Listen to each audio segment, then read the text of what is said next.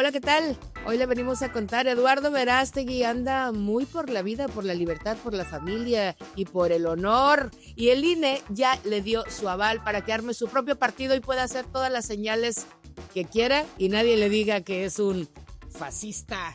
Y mientras tanto, y mientras el mundo cada día se vuelca más a la derecha, el Papa Francisco, que ha sido el Papa más de izquierda que ha tenido el Vaticano, hoy está muy delicado de salud. ¿Qué significa la salud del Papa? ¿Qué sucede o qué viene para el Vaticano en los próximos meses o años? Esto se lo vamos a contar el día de hoy. Bueno, y entre que sabemos qué pasa con el Papa, si se va o se queda, el que no se va, pero a callar, es Ismael El Mayo Zambada. Está diciéndole al gobierno mexicano que o lo extraditan o suelta, ahora sí que la sopa, suelta tremendo chismecito de sus amigos políticos. Eso es lo que vamos entendiendo. Y los que se quedan, pero con toda su familia, son los políticos mexicanos. La reforma que mandó la presidenta Sheinbaum para acabar con el nepotismo, pues no va sino hasta el 2030. O sea que de aquí a entonces todos pueden meter a su papá, a su hija, a su hermano, en fin, los políticos mexicanos ya tienen vía libre para toda su parentela. Así que no te pongan multa. Si entendiste esta referencia, ya eres una persona de cierta edad. Ponme la multa. Bueno, y de aquí nadie se va porque tenemos los temas más interesantes de toda esta semana. Porque para chismecitos políticos, los que aquí les revelamos. Así que, por favor, de una vez, ponle like acá abajito a la campanita y suscríbete, déjanos tus comentarios, ya sabes que puedes dejar el que quieras, al fin que el algoritmo de hate o de amor no distingue, igual que muchos en México, pues. Comenzamos.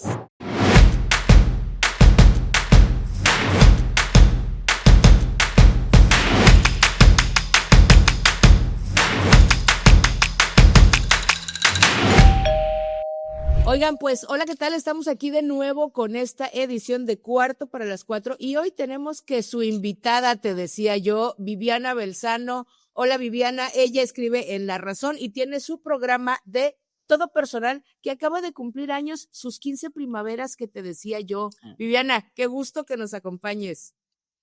Muchas gracias, Carola, aquí andamos. Y también está con nosotros, por supuesto, mi Yuri del Amor, Yuriria Sierra, mi reina hermosa. Cuéntame, ¿cómo estás? ¿Cómo te trata la vida? Ay, muy bien, mi Carol, princesa preciosa, Ana Paula Ordorica, Viviana Belsazo, qué placer tenerte por acá, gran invitada el día de hoy. Muchas gracias. ¿Cuánto amor hay por acá en Cuarto para las 4? Somos retiamorosas y amorosas como Ana Paula. Mira nomás cuánto corazón le sale a mi Ordorica del Amor. ¿Cómo estás, Ana Paula Ordorica? ¿Qué onda? Pues aquí sobreviviendo a los Elon Musk, a los Donald Trumps, a los Mayo Zambadas y a un largo etcétera. Sobreviviendo. A los Eduardos Verástegui. Hoy traemos mucho tema de mucho señoro que te decía yo que está dominando al mundo.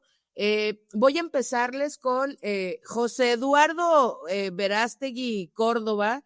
Que si no lo conoces, quizá lo conozcas, quizá lo recuerdes por su participación en Ponme la multa, en este grupo de Cairo, donde salía sin camisa, muy que hermoso. También puedes recordarlo por estar a un lado de la pícara soñadora en esas novelas muy de los 90s, Alma Rebelde, es ganador del premio Lo Nuestro, o quizá, tal vez, solo quizá lo recuerdes por su saludo fascista en la Conferencia de Acción Política Conservadora que se realizó hace apenas unos días en Maryland y en donde Eduardo Verástegui dijo, ¿por qué no?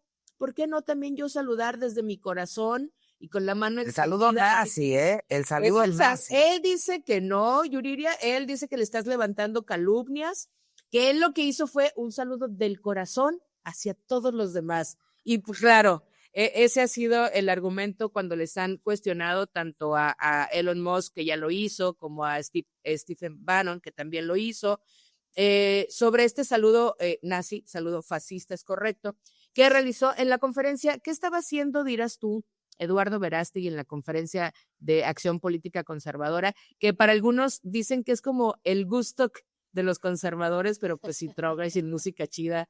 Entonces, pues es un gusto muy aburrido. ¿Quién sabe, eh? ¿Quién sabe sin droga y Eso música sí, chida? ¿verdad? No lo sé. La verdad es que yo no meto las manos al fuego Música por chida absolutamente no, drogas, nada. quién Música sabe. chida no. Drogas, Por sí, eso, drogas, por eso. quién Bueno, sabe. yo recuerdo la famosísima frase de lo que decía, de que era siempre orgullosamente Eduardo Verástegui y lo que más orgullo le da, es decir, que él va a ser célibe, tiene más de 50 años y dice que hasta que encuentre el amor de su vida.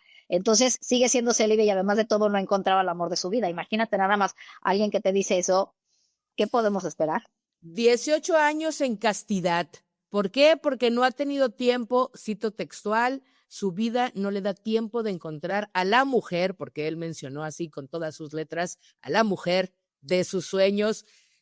Siento que le va a costar un poco de trabajo encontrar a la mujer de sus sueños, pero no vamos a hablar de eso, sino de todo lo que está haciendo Eduardo Verástegui, de algo que me parece súper grave, porque sí, ciertamente, este asunto de los virajes a la derecha, a la ultraderecha, al conservadurismo, están muy, muy latentes por todo el mundo, pero Eduardo Verástegui consiguió un triunfo político, porque el INE recientemente le aceptó autorizó que hiciera un partido político, un partido que se va a llamar Movimiento Viva México. Y eso es lo que me parece a mí complicado. Es decir, Eduardo Verástegui ya intentó incursionar a la política, digo, está en la política, pero intentó candidatearse como presidenciable en las elecciones de 2024. No consiguió ni el 12% de las firmas. Dicen que juntaba más gente, un accidente vial en Tlatelolco. Exacto, ni su familia le dio su firma, mal. Nadie le dio su firmita. Hay Y más de gente hecho, en un VIPS que los que se le acercan. Exacto. Patrocínanos, Vips, vamos a llenarte ese lugar. Oiga, pero sí, juntó muy poquita gente, no obtuvo el registro como candidato independiente, pero ahora el INE ya le autorizó poder formar su partido. Varias cosas hay ahí, aparte de las obvias, que es la ultraderecha que está promocionando y tal. Para mí, lo que es muy importante es, uno, ¿de dónde saca el dinero? O sea, ¿en qué trabaja el muchacho? Exacto. ¿De dónde salió ese dinero no solo para esta ocasión, sino para la candidatura que Pues de las impulsaron? regalías de Cairo, ¿cómo? Qué mal pensada eres. O sea, todo el mundo sigue escuchando a Cairo, ¿no? Así. Ajá, exacto. Obviamente le fue muy bien en su carrera como actor y como cantante porque sigue teniendo mucho dinero para juntar, para armarse su partido. El INE, la campaña pasada en 2024, lo aseguró que lo iba a investigar. Bueno, Carol, pero hay que ver una cosa. Una cosa es que te den la autorización para tratar de armar el partido y otra cosa es que realmente le den ya prerrogativas del INE, ya pueda trabajar como una institución, como un partido político y yo creo que decían que habían casi más de 80 personas que querían formar sus propios partidos y que de esos iban a pasar muy pocos. Está el de Guadalupe Acosta Naranjo, el de Emilio Álvarez y Casa, todos estos, que era como Fuerza por México, no sé cómo se llamaron, ellos también quieren formar su propio partido político. Y a Morena le súper conviene que haya muchos partidos para que se diluya de alguna manera el voto. Y bueno, yo pensar regresando al caso de Verástegui, pues claro, o sea, si iglesias tipo La Luz del Mundo le van a dar una lana a Verástegui para que arme su partido, pues eso sí, muchachas, Eduardo, ni te preocupes por la lana, ese no va a ser tu problema, O sea, ahora, algo ha hecho Eduardo Verástegui que la verdad sí está cercano a toda la gente de Donald Trump en los Estados Unidos, lleva muchísimos años viviendo allá y de alguna manera ha militado para los republicanos en aquel país. Entonces, habrá que ver también si no habrá algo de dinero proveniente de allá, lo cual sería gravísimo. Bueno, y pensemos que si a Trump lo han apoyado tanto los hispanos, que tienden a ser muy conservadores, tendrá en México Verástegui un following, o sea, yo no sé, ¿no? Obviamente creo que no es la gente con la que me rodeo, entonces yo tendería a pensar que no, pero no podemos pensar en nuestra burbuja. A mí sí me llamaría la atención, pues ve lo que pasó ahorita en Alemania con la AfD, el partido de extrema derecha, también casi unos neonazis. Uno nunca hubiera pensado que Alemania volvería a coquetear con eso y le quedaron solo 8 puntos abajo de Friedrich Merz, el que quedó en primer lugar de CDU. Entonces a mí sí me asusta un poco pensar en que lleguen estos personajes de extrema derecha al poder o que a la incidencia de que igual y conforme, si no logra ser el que gane la presidencia, sí que conforme una bancada. En fin, no sé, esos me parece de llamar la atención. Bueno, Ana Paula, en Alemania, como tú decías, es gravísimo. La derecha ultra más radical dobló casi el porcentaje de votos del que tuvo en la elección pasada. O sea, van avanzando y van avanzando con todo. Y vemos esta derecha radical en muchos países en Europa. Vemos cómo han aumentado ese porcentaje en Vox, por ejemplo, en España, lo vemos en Argentina. Y bueno, ahora lo vemos sin duda en Estados Unidos. Habrá que ver qué pasa y cómo queda configurado toda nuestra región. Vamos a hacer nuestra propia encuesta. ¿Quién aquí va a votar por Verástegui? No se amonen. Oye, pero fíjate, Yuris, ¿tú qué piensas? Porque le preguntaron a la presidenta en esta semana justo por eso y coincidió más o menos con lo que dices, Ordorica. Ella dice, a ver, en México no hay tanta gente que le vaya al conservadurismo extremo como el discurso que tiene Verástegui. Incluso ni cuando fuimos con los gobiernos panistas, los panistas fueron de esa extrema derecha tan a la derecha, pero hay 165,000 firmas, es decir, cuando no logró en 2024 Verástegui, hubo 165,000 personas que firmaron. O sea, es decir, hay gente ahí. ¿O tú crees, Yuris, que eran puras firmas bots? No, seguramente sí tuvo apoyo. México es, al igual que casi todos los países de América Latina, un país conservador. Y claro que hay gente que comulga con las propuestas que generalmente tienen que ver con la vida de los demás. O sea, qué cosa tan rara. Pero siempre lo que más les preocupa en la derecha es la vida de los demás. O sea, la propia no, pero la de los demás los tiene con muchísimo pendiente siempre. O sea, la verdad no se lo tomen a mal, pero son unos desquacerados. ¿Por qué? Pues porque solo están pendientes de cómo llevan su vida los demás seres humanos, y eso justamente sí es el mayor de los peligros en el planeta completo y en países como México o Argentina, que ahorita nos platicará un poquito Viviana Belsazo sobre su experiencia al respecto. Pero en fin, el gran problema o peligro en el mundo, y lo estamos viendo ahorita en Estados Unidos, es justamente cuando el voto popular les da a este tipo de personajes la opción de decir, pues me dieron el voto, yo tengo el respaldo del pueblo para meterme en la vida del pueblo, ¿por qué no? Y en ese sentido yo creo que puede ser lo más peligroso. Y Eduardo Verástegui no es por Eduardo Verástegui, sino por lo que representa lamentablemente todavía el pensamiento conservador en países como el nuestro. Perdón, Vivi. Yo creo que lo más preocupante aquí, lo platicamos con Ana Paula el fin de semana, decíamos, a ver, el péndulo se va completamente de la izquierda a la ultraderecha. Decía Ana Paula, no podemos encontrar un punto medio en donde pueda ser, por ejemplo, buscar toda la política social que sea de izquierda y toda la parte económica de derecha, pero no, aquí estamos en el pendulazo y eso quizás es lo más peligroso, porque no te quedas en un punto medio. Estamos viendo Argentina, cómo se fue el kirchnerismo, regalaban a todo lo que dan. Me impresionó mucho en Argentina, porque estuvo haciendo reportajes, llegabas y le decías, a ver, puede ganar Milei, te va a quitar los apoyos sociales. Y te decían, perfecto, que nos quiten los apoyos sociales, pero queremos orden, queremos que ya no haya corrupción, queremos que el país salga adelante, queremos que no haya fuga de capitales, y con Milei lo vamos a lograr. Sí, pero Milei te va a quitar el subsidio al transporte público, cual afecta muchísimo a la gente.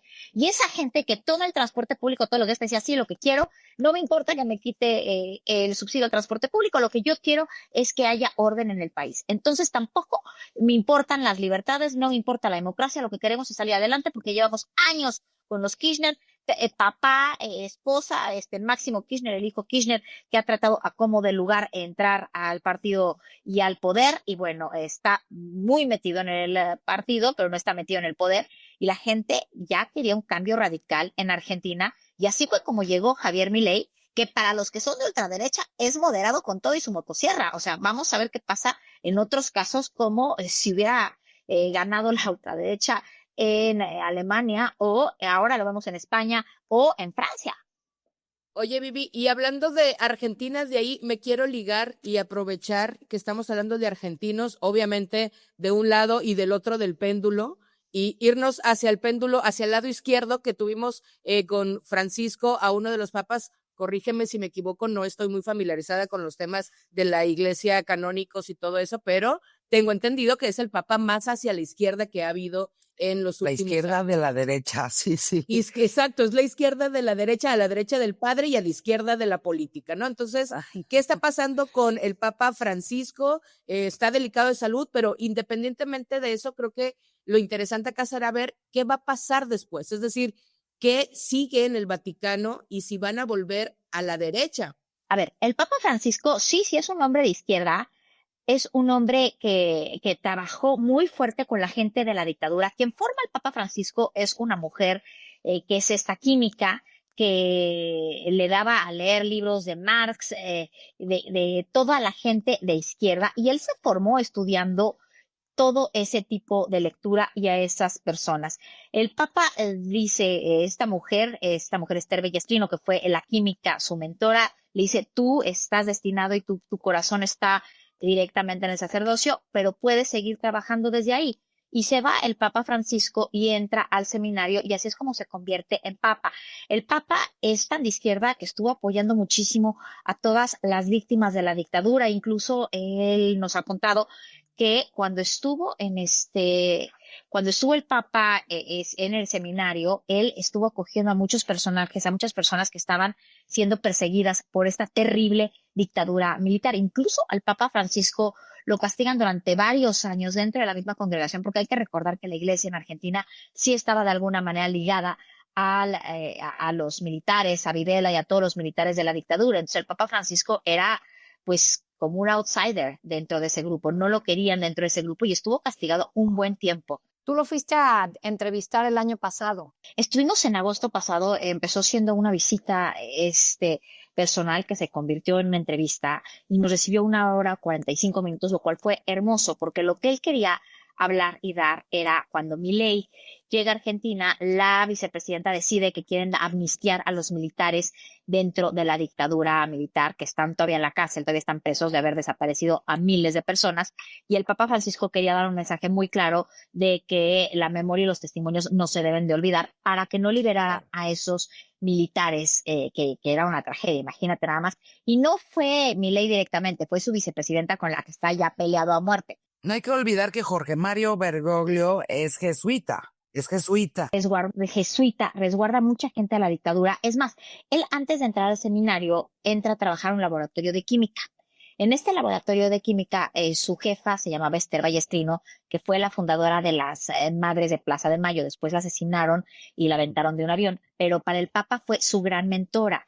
Es más, él le resguardó sus libros, estuvo siempre muy, muy cerca de él y a raíz de la petición de Esther Ballestrino, siempre el Papa estuvo muy de cerca con las víctimas de la dictadura, incluso tuvo escondidos en el seminario a muchísimos jóvenes perseguidos, que te estoy hablando de jovencitos de 14, 15, 16, 18 años, que los militares los querían asesinar. El Papa efectivamente es un hombre muy de izquierda. En ese momento hay que recordar que la iglesia estaba ligada a los militares, a Videla, a estos hombres que cometían las atrocidades terribles, y el Papa Francisco, aún siendo parte, en ese entonces un Jorge Bergoglio muy joven, siendo parte de esa congregación, él se dedicó a de alguna manera desobedecer órdenes y dedicarse a proteger a la gente que estaba siendo perseguida por la dictadura a la medida que pudo, porque como él decía, era peligrosísimo esconder a un joven en el seminario que lo estaban buscando los militares. Y entonces, pues de ahí, a raíz de eso, el Papa estuvo castigado mucho tiempo y lo mandaban a las peores sedes que pudiera estar, y finalmente, después de muchísimos años, se le hizo justicia. Bueno, pero yo lo que quisiera decir es que para el mundo entero, pero particularmente para todos estos países en donde hay una mayoría de feligreses católicos, pero para el mundo entero es una buena noticia. Jorge Mario Bergoglio lo ha sido, ¿no? El pontificado de el Papa Pancho, como a mí me gusta decirle de cariño, la verdad es que ha sido un papado muy moderado y muy, en pro de los derechos humanos y de los derechos fundamentales de todos los ciudadanos del mundo. O sea, sus mensajes de paz en todas las regiones, no nada más en América Latina, sino también en todo el conflicto de Gaza, en el conflicto de Ucrania. Yo creo que el Papa Pancho ha sido una buena noticia para el mundo y para darle jalones de orejas a quienes hay que dárselos. Y yo creo que justo por lo que platicábamos en el tema anterior, esta ola hacia la derecha que está viviendo el mundo, particularmente Occidente, pues justamente tiene un contrapeso justamente en la derecha. Entonces yo creo que ahora sí que oren ustedes si están acostumbrados a orar por la salud del Papa Pancho, y si no, si son ateos, agnósticos, en fin, budistas, lo que les dé la gana, también vean que la existencia y el pontificado de Jorge Mario Bergoglio es no nada más una buena noticia, sino un contrapeso necesario a todo lo que está ocurriendo hoy en día en el planeta. Perdón, y ahí justo me quisiera ir a la pregunta que sería como, ok, estamos en ese contexto tanto de la política como del pontificado del Papa Francisco. ¿Qué crees, Vivi, que vaya a pasar en el Vaticano? Puede ser esta semana o en un año, pero eventualmente cuando el Papa Francisco ya no esté entre nosotros, en este mundo terrenal, ¿crees que el Vaticano va a girar hacia la derecha de nuevo? ¿Tendrán entre los candidatos alguien que sea mucho más moderado como Francisco? ¿Hacia dónde hay el run ahí de eso? Que al final de cuentas también es político. Mira, eso no te lo podría contestar. El Papa, desde muy joven, le extirparon la parte superior de un pulmón, entonces él estaba acostumbrado a vivir con un solo pulmón. Esta neumonía bilateral que dicen que tiene, la ha tenido ida y vuelta intermitentemente desde hace muchísimos años.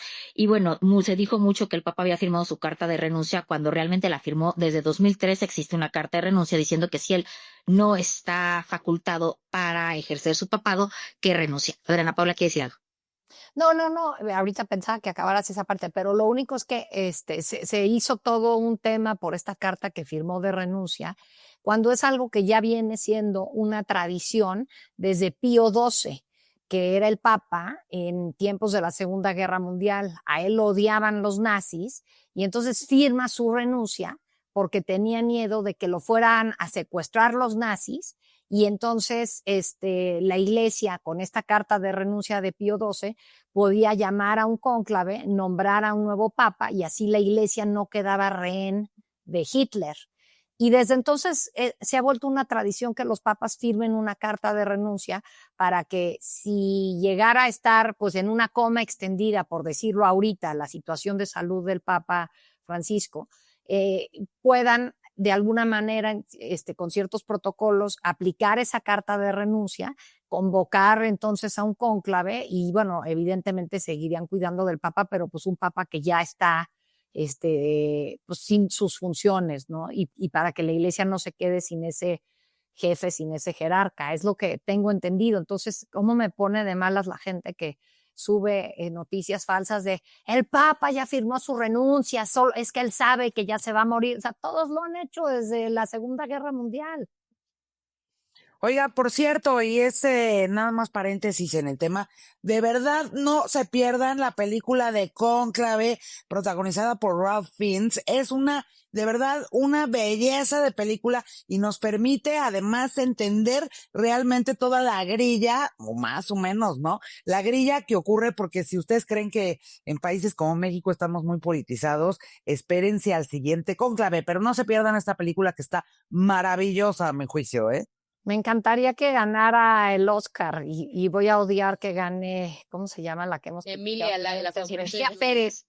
No, pero justo con lo que dice Yuridia y respondiéndole a Carol, realmente no sabemos qué va a pasar. Todo depende porque el Vaticano es política, como bien vimos en Cónclave, es política. Y ya dura pura, mano. Se mueven muchos hilos y realmente yo me imagino que nadie sabe qué va a pasar ni cómo se están moviendo los hilos internos del Vaticano en este momento. Oye, yo le pregunté a Perplexity que quiénes eran, porque bueno, le pregunté primero a alguien más fidedigno, que es a Jorge Trasloceros, no sé si lo ubica, sí. Es un académicazo del Instituto de Investigaciones de la UNAM, y siempre que tengo que ver algo del Vaticano, le pregunto a él.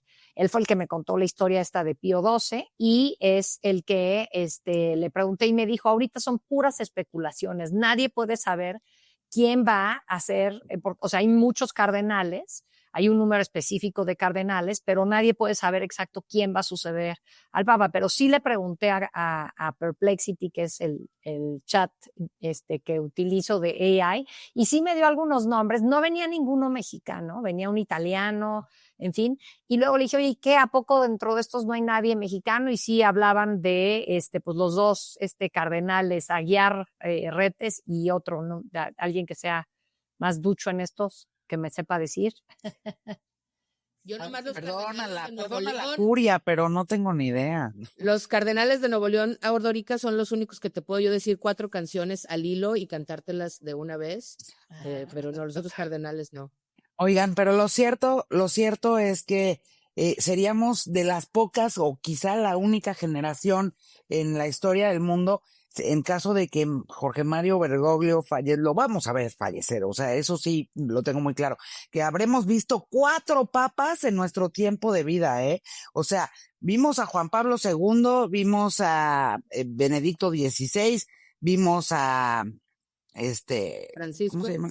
Al Papa Francisco y a quien suceda al Papa Pancho, ¿no? O sea, y esto no ocurre, o sea, los pontificados en tiempos anteriores, pues había gente que solamente veía un papa y ahora a nosotros nos habrá tocado ver a 4, ¿no? Yo espero que el Papa Pancho todavía resista mucho, a mí me cae muy bien, es el único papa preocupado por los temas climáticos y medioambientales, hizo una encíclica al respecto, y si bien no ha podido echar adelante temas más progresistas como el papado, no el papado, pero sí ¿no? Que puedan las mujeres oficiar las misas, aunque de todas maneras ocurre en muchísimas iglesias, en todo la latitud católica, porque no hay papas, no hay padres suficientes para oficiar las misas, pero lo cierto es que no ha podido empujar toda la agenda progresista y liberal al interior de la Iglesia Católica como él la tenía pensada, pero ojalá y el Papa Pancho todavía se quede mucho tiempo al frente de la Iglesia Católica. Ahora, lo que sí ha impulsado el Papa es el nombramiento de cardenales que son afines a su ideología. Entonces, eso tendería a hacernos pensar que va a venir alguien que va a seguir pues, por su mismo rumbo. El otro es Francisco Robles Ortega, arzobispo de Guadalajara. Nada más para... Ahora, lo cierto es que lo que hizo Francisco, y es importantísimo, es que si no se actuaba como estaba actuando, si no se abría la iglesia, si no apoyaba distintas causas, pues la iglesia ha perdido muchísimos feligreses, la iglesia católica, en los últimos años. Entonces, lo que sí seguramente van a tomar en cuenta ahora en este próximo conclave es quién puede seguir teniendo más y obteniendo más feligreses en la iglesia y que la gente no simplemente despierte y deje de ser católico, porque eso es uno de los graves problemas de la Iglesia Católica. Si tú ves cómo ha ido bajando la cantidad de católicos en el mundo, es enorme, y esa fue la gran labor de Francisco, y me imagino que bajo esa línea van a continuar.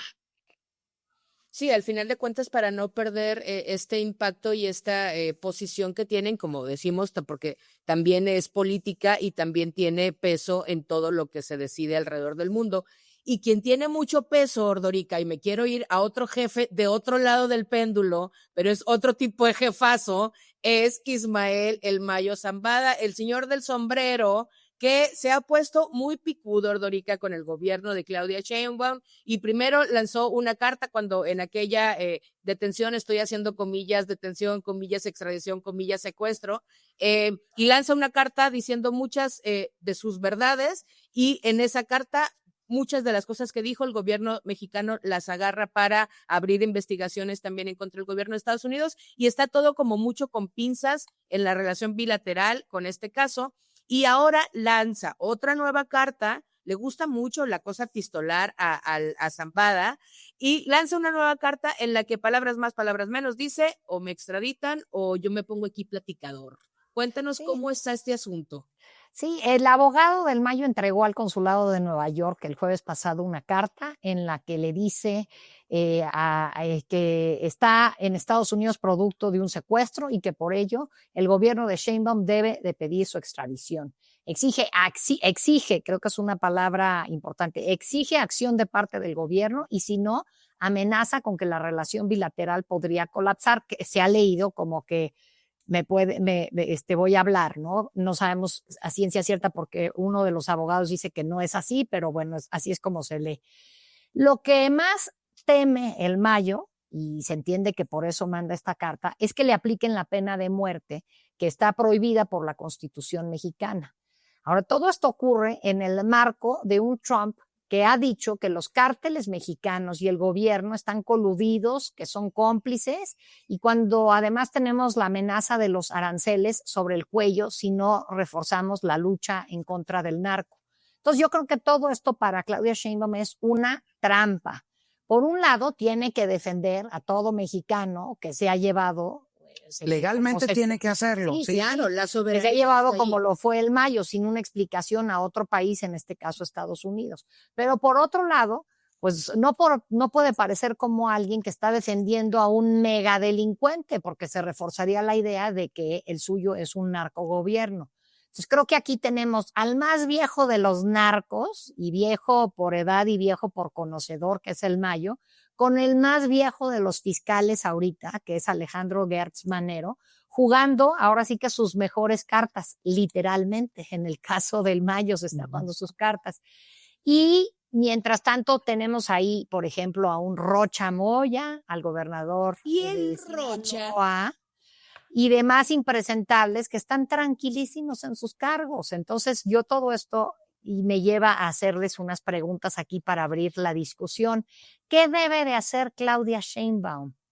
¿Y por qué, si hay 3 órdenes de aprehensión que dice el fiscal Gertz Manero existen en contra del Mayo, por qué nunca se han hecho efectivas? ¿Por qué se lo tuvieron que llevar a Estados Unidos para que esté tras las rejas y no se hicieron efectivas aquí en México? ¿Quién quiere arrancar?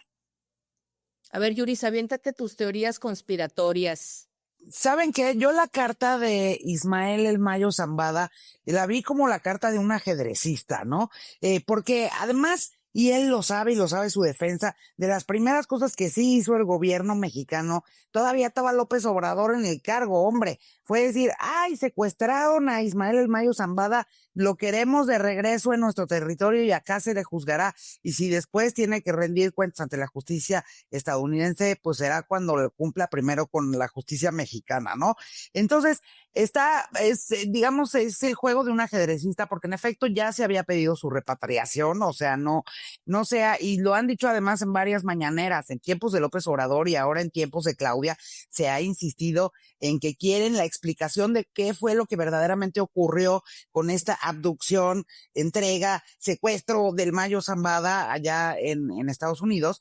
Entonces, cuando dice, exijo que pidan mi repatriación porque es mi derecho como mexicano, pues en realidad está haciendo como que, o sea, el Mayo Zambada está haciendo como que no se ha hecho, y ya se hizo. Ya pidió el gobierno mexicano de entrada que se explique qué fue lo que pasó. Pero cuando Claudia Sheinbaum sale y dice, aquí está el fiscal Gertz Manero y que él les explique, en realidad tampoco está peleándose con Estados Unidos ni diciéndole, o me lo regresas o yo te declaro la guerra, ¿no? O sea, porque México no puede hacer eso. O sea, Estados Unidos sí es nuestro principal socio comercial y muchísimas de las empresas que están en México, pues justamente de las que permanecen en México, ¿no? Porque con este tema de los aranceles, varias de ellas ya decidieron que mejor ya no van a invertir en México porque con los aranceles les sale más barato poner sus fábricas como Apple, ¿no?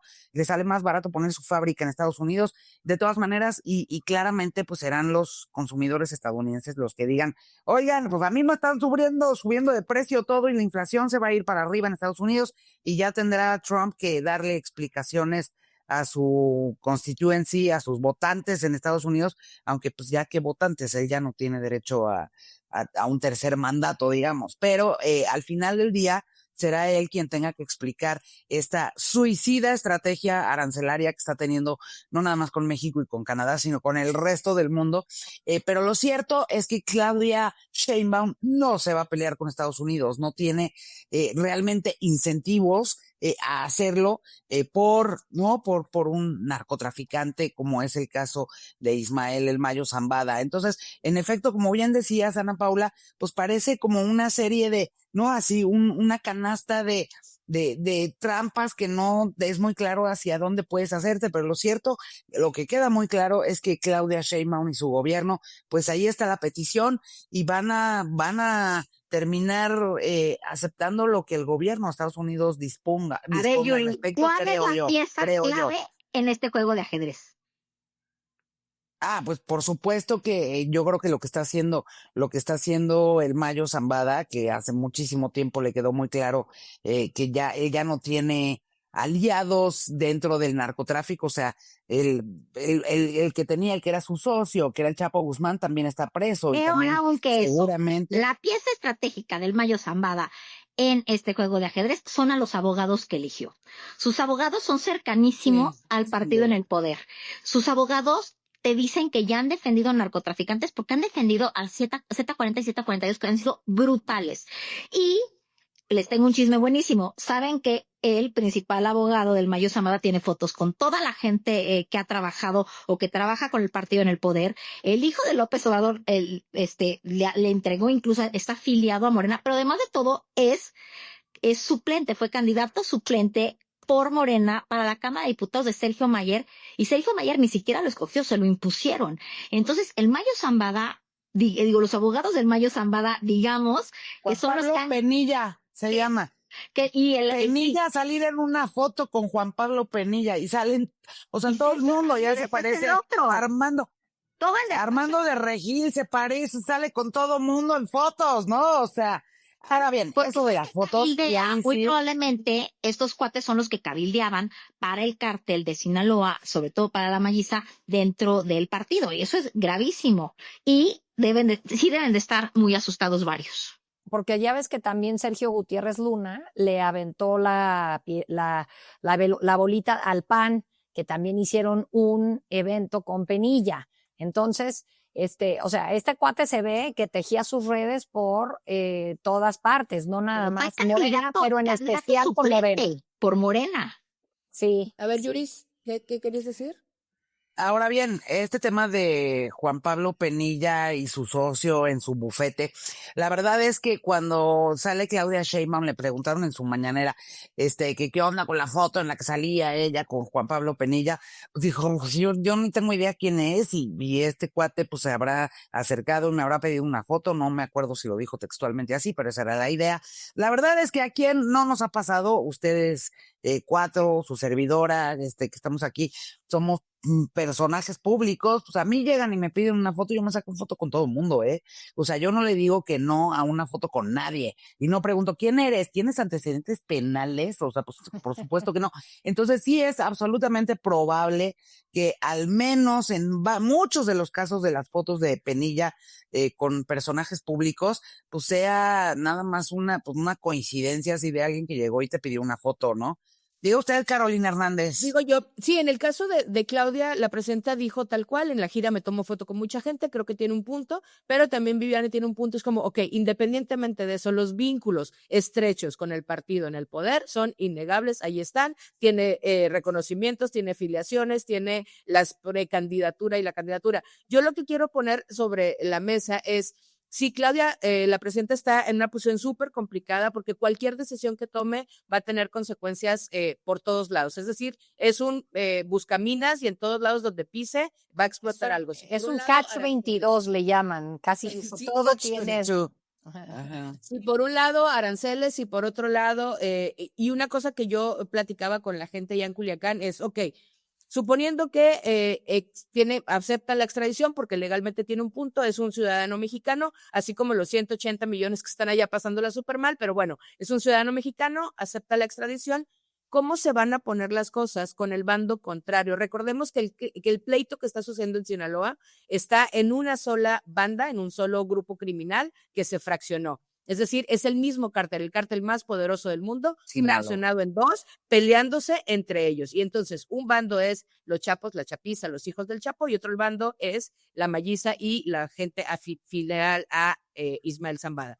Si Claudia se trae a Ismael Zambada y sucede lo que ha sucedido y por lo que el gobierno de Estados Unidos no le avisó que iba por él, que es la desconfianza en el gobierno, así como se trajeron a Cienfuegos y dijeron, acá lo juzgamos, y cuando se lo trajeron dijeron, no tiene nada, es un hombre impoluto, está libre de piedra y polvo, déjenlo por favor, vamos a darle una medalla de reconocimiento.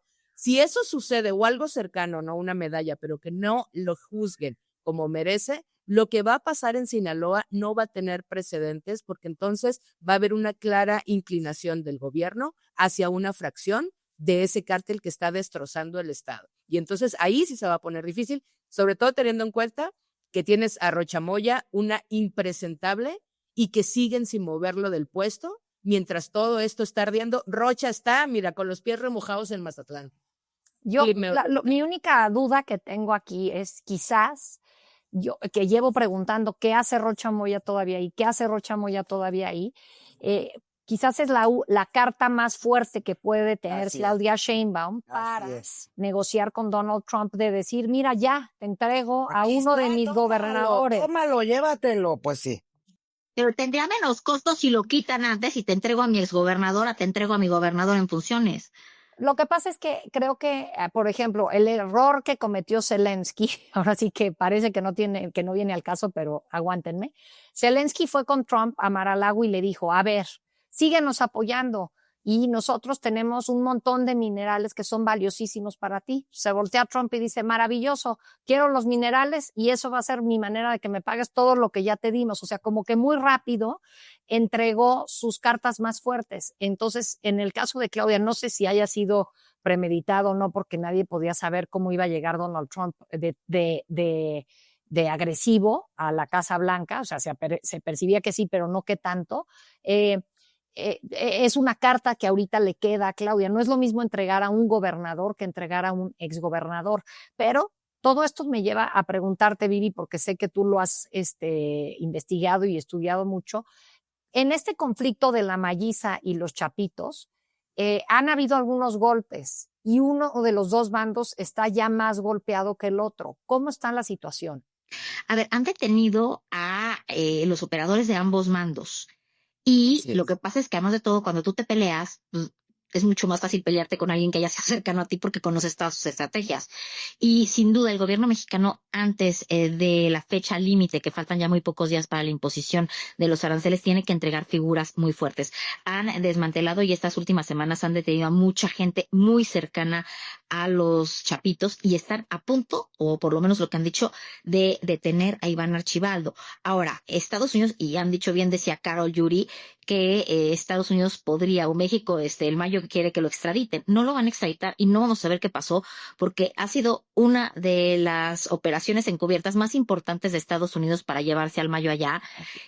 No es factible que diga que podría sufrir una pena de muerte, porque para empezar no está en estados como Texas y así. El Mayo tiene una edad ya muy avanzada, pero sobre todo tiene un problema, dice que un problema renal enorme, que le queda ya poco tiempo que necesita estar, al igual que el Mencho. Qué chistoso, ¿no? Los dos líderes de los dos cárteles, tanto el Mencho como el Mayo, con un problema renal muy, muy fuerte, necesita diálisis. Entonces, pues, ¿para qué lo quisieran matar? Si es la mejor fuente que pueden tener, sobre todo de lo que ha pasado en estos últimos años, que es la información que le gusta y que necesita Estados Unidos. Entonces, yo no creo que ni lo vayan a devolver ni lo van a matar, y por eso está presionando, poniendo unos abogados que además de todo de alguna manera tienen ligas con el partido en el poder, porque es una forma de presionar. Oye, y se deberían de checar, pequeño paréntesis, pero deberían de checar en uno de esos diccionarios como obedece a tu cuerpo. O sea, ¿qué quiere decir el problema renal? ¿No? Que están somatizando nuestros narcos, man. Que nos diga la experta en wellness. No, pero en wellness sí, pero no en crimen organizado. ¿Por qué? ¿Qué les está pasando? Exacto. Quiero pasar al último tema que está también relacionado, al final de cuentas, es Claudia Sheinbaum, la presidenta, teniendo que lidiar con cosas complejas y con decisiones muy complejas. Esta iniciativa en contra del nepotismo que se propuso y que causó tanto revuelo, básicamente porque en Morena, el partido al que ella pertenece, hay mucho de esto, a Morena le gusta mucho de eso, del nepotismo, o se le ha señalado por lo menos, y bueno, ahora hacen una negociación ahí con el Verde Ecologista. Qué caro partido es el Verde Ecologista, lo caro que cuestan sus votos. El Verde Ecologista hace ahí una maniobra, logran hacer un deal. ¿Y qué es lo que sucede, Yuris, con la ley, con la reforma y la iniciativa esta de contra el nepotismo? A mí me encanta la iniciativa que mandó Claudia Sheinbaum, que era contra la reelección inmediata en los puestos de elección popular y también contra el nepotismo inmediato, ¿no? En los puestos de elección popular.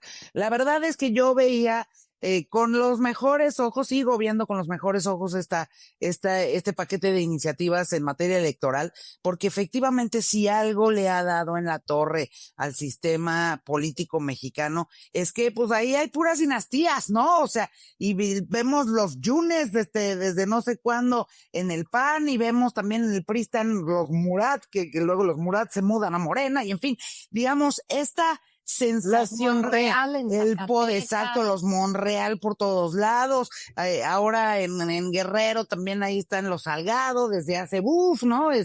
En fin, pareciera que la clase política mexicana considera que el poder y las arcas públicas, o sea, el poder con todo lo que ello representa, es cosa de su propiedad patrimonial, familiar, desde siempre y para siempre, ¿no? Y creo que era una muy buena iniciativa que lamentablemente, porque además es digamos, para todos los partidos políticos por igual. Entonces, claro que en Morena se han de ver retorcido cuando vieron esta iniciativa y cómo te opones tú a tu propia presidenta, la que emanó de tu partido y que está mandando esa iniciativa.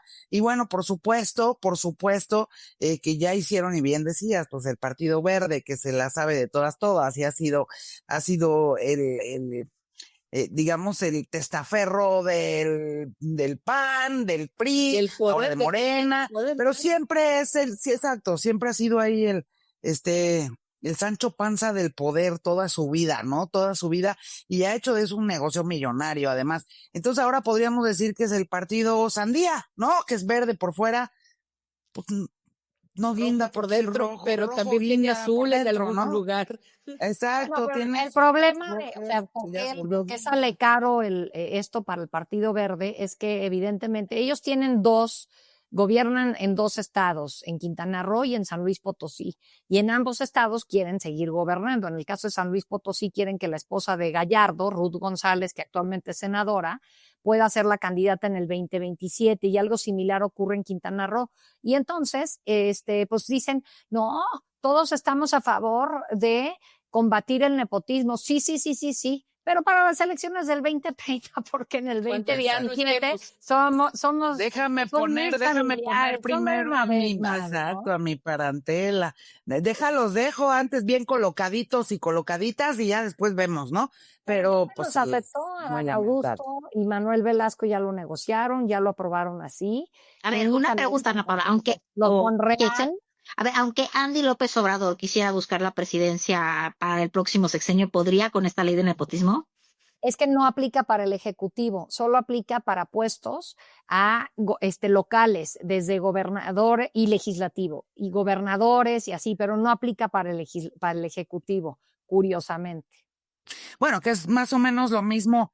En Nicaragua tienen unas leyes divinas en contra del nepotismo, y pues ¿quién acaba de hacer a su esposa pues ahí como reina consorte? Pues justamente Daniel Ortega, ¿no? O sea, tenemos muchísimos presidenta años. Exacto, oye, tenemos muchísimos ejemplos de países que tienen en el papel grandes legislaciones en contra del nepotismo, pero ¿qué creen? Es de pues sí, legíslese, apruébese, pero no se observe, ¿no?